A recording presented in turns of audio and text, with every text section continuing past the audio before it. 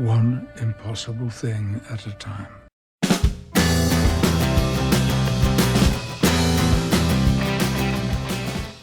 Hello everybody, welcome back to the channel. Welcome to the channel if this is your first time. This is part 9 of a series of videos that I'm going to be doing exploring all of the episodes of the original Twilight Zone series. So this is a series that ran from 1959 to 1964 and basically broke the mould. It's absolutely legendary in television and I think it's incredible. And I'm looking at every single episode in batches of 6. So this is part 9, so we're well underway through the second season. And this batch of episodes has some really good ones in it. It's also containing another one I didn't like. So this is the second appearance of an episode I didn't like. But it's a pretty good tally because, I don't know, we're on like episode 50 something. So we've done quite a lot of episodes already. So, part 9, The Twilight Zone, the original series. And at this point, we start with an episode called Back There. So Back There begins with this opening narration. Witness a theoretical argument, Washington, D.C., the present. 4 intelligent men talking about an improbable thing like going back in time. A friendly debate revolving around a simple question. Could a human being change what happened before? Interesting and theoretical because whoever heard of a man going back in time? Before tonight, that is, because this is the Twilight Zone. So Back There is a really interesting story because it's a time travel story and a man inexplicably goes back in time after having a conversation with his friends about going back in time and what you can do and what you can't do if you went back in time, like a theoretical thing. And they actually mentioned H.G. Wells in that conversation as well. And The Time Machine, the original book written by H.G. Wells, does actually start with a conversation with professors talking about the science of time travel or what could possibly happen, kind of like extrapolating on what could happen if you travel through time.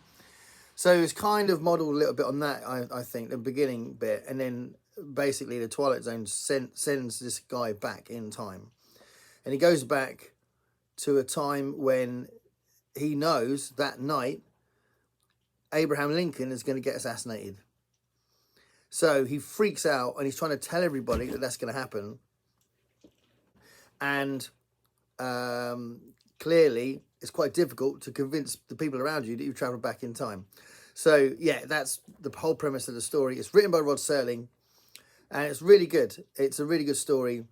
And ultimately, it kind of suggests that by the end of it, that some things you can't change and some things you can.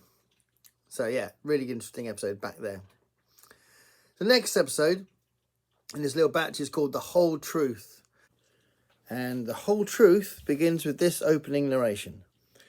This, as the banner already has proclaimed, is Mr. Harvey Honeycutt, an expert on commerce and con jobs, a brash, bright and lastly loaded wheeler dealer who, when the good Lord passed out a conscience, must have gone for a beer and missed out.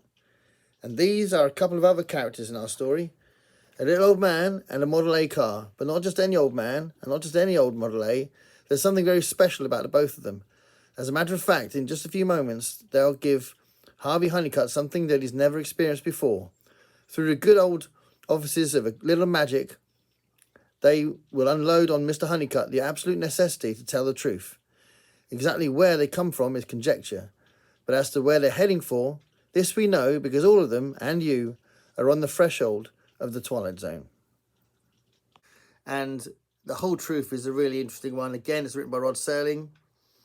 And it's all about a used car salesman who basically gets sold a car, and having that car, it's kind of haunted, he says. The guy that sells it to him tells him it's haunted, and he doesn't really believe it. But what happens is whoever owns the car has to tell the truth. So clearly, it's a great device to riff off this idea that used car salesmen are always lying to try and get you to buy the cars. And it just plays with that idea for a bit. What's weird about this one is by the end of the episode, you've got a real life political figure I won't tell you who it is in case you want to watch the episode, but it's a really strange kind of surprise when you're like, oh, okay, it's not that person themselves is in it, but there's an actor playing a contemporary political figure, and it's kind of like a joke at the end of the episode about the fact that the person that drives off with the car is somebody that will have to tell the truth. So yeah, it's a really good episode, and I think it's a great example of the Twilight Zone playing with a what if kind of situation. So yeah, that's the whole truth. Okay, the next episode is The Invaders. The Invaders begins with this opening narration. This is one of the out-of-the-way places, the unvisited places, bleak, wasted, dying. This is a farmhouse, handmade, crude, a house without electricity or gas, a house untouched by progress. This is the woman who lives in the house, a woman who's been alone for many years, a strong, simple woman whose only problem up until this moment has been that of acquiring enough food to eat, a woman about to face terror, which is even now coming at her from the Twilight Zone. So The Invaders is written by Richard Matheson, and it's a powerhouse performance from Agnes Moorehead. So you might know Agnes Moorehead as one of the main characters in Bewitched, which is a 60s sitcom about a witch, and Agnes Moorehead played the mother. But in this episode, there's no dialogue at all, which is really interesting. So it's a non-speaking part. It's pretty much exclusively just her, and she's basically fighting off invaders that are kind of like alien invaders. And yeah, it's a really creepy episode, very atmospheric, really interesting music as well. And the portrayal by Agnes Moorehead does really create a lot of tension, and you don't know where it's going with it, but you do feel like it's quite epic, and even though it's only one person, but it's so tense and it's so effective that yeah, you do it's very convincing, I think, the whole episode. And part of that is the music that's provided by Jerry Goldsmith again. So Jerry Goldsmith does some fantastic music in this episode, like he often does. Another thing that's really interesting about this episode is Rod Serling, when he comes onto the screen to do the opening narration. For the first time I've ever noticed, the actress playing the main part, so Agnes Moorehead, is actually active behind him. So previously, there's been like this sort of still thing happening behind him. All the actors are still while Serling does the speech, or there's no one else in the picture, it's just him. So like often the camera goes to the left or the right, and he's there in the corner with no one else around him. But this time you've got a situation that I noticed on pretty much for the first time this happened. He is talking and she's doing things around him, and it's like before these invaders arrive. So yeah, that's a kind of an interesting aspect to it. And the voices of the invaders are actually provided by Douglas Hayes, who's the director. He's often the director in a lot of these episodes, and yeah, that was kind of interesting. So that's The Invaders, a very famous episode, I think. Okay, so the next one is Penny for Your Thoughts. A Penny for Your Thoughts begins with this opening narration. Mr. Hector B. Poole, resident of the Twilight Zone. Flip a coin and keep flipping it. What are the odds? Half the time it'll come up heads, half the time tails. But in one freakish chance in a million, it'll land on its edge. Mr. Hector B. Poole, a bright human coin, on his way to the bank.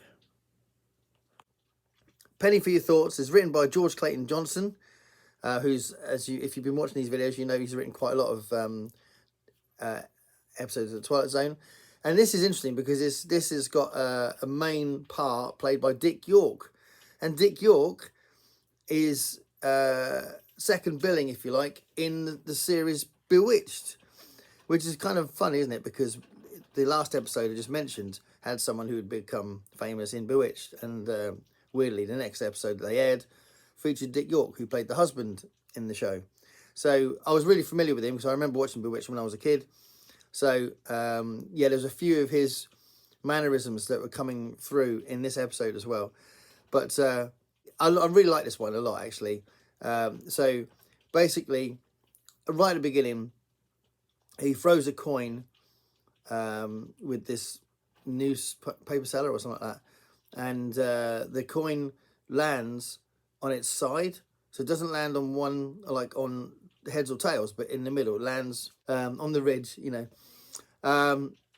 And basically, because of that, and because it's the Twilight Zone, he can read people's thoughts.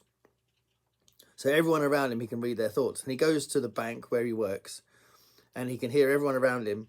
And he hears his manager clearly having an affair. He hears somebody plotting to rob the bank. And he also hears the affections of somebody he didn't realise had these feelings for him in the bank. That's kind of like the main things that are going around, as well as these other things he hears. So that's the main things.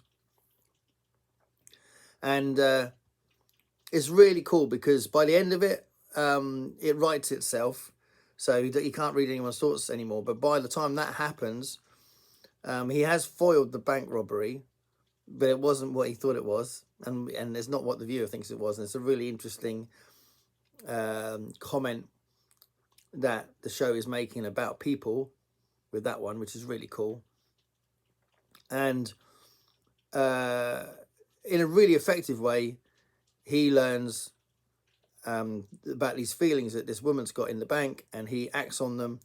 And because he's got this advantage that he knows how she feels, he, it is this sort of suggestion that he's going to start a relationship with her, and that he's sort of made this progress with her, which kind of reminded me a bit of Groundhog Day, because obviously in Groundhog Day, because he can live every day over and over again, he learns loads about her and he kind of exploits it and actually gets somewhere with her.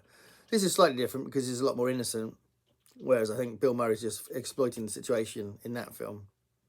But here, you've got, he hears something and didn't realise that she had affection for him, which is really lovely. So it's a really nice episode. And there's a kind of a message that we humans dream of things that we want to do without any intention of doing them, which I think is a really cool lesson in the episode. So that's Penny for Your Thoughts. The next one is 22. 22 begins with this opening narration. This is Miss Liz Powell. She's a professional dancer and she's in the hospital as a result of overwork and nervous fatigue. And at this moment, we have just finished walking with her in a nightmare. In a moment, she'll wake up and we'll remain at her side. The problem here is that both Miss Powell and you will reach a point where it might be difficult to decide which is reality and which is a nightmare. A problem uncommon, perhaps, but rather peculiar to the Twilight Zone. Now, 22 is the episode out of all of these that I didn't particularly like. It's written by Rod Serling again, and it's based on an anecdote that is from something called Famous Ghost Stories, which I think is a collection of anecdotes by a particular celebrity. And he took this and made a story out of it.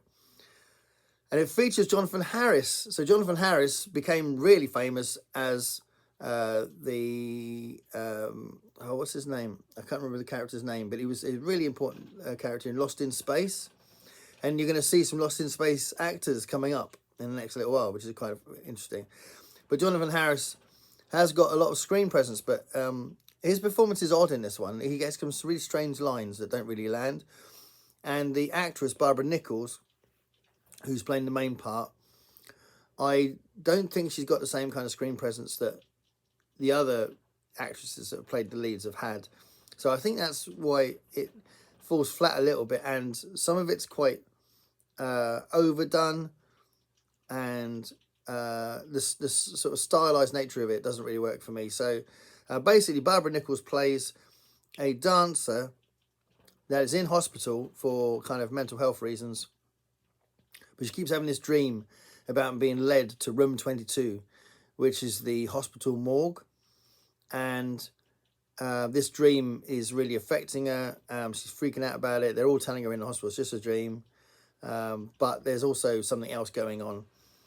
And she seems to know more than what, you know, she seems to know some things about her situation that goes beyond the dream.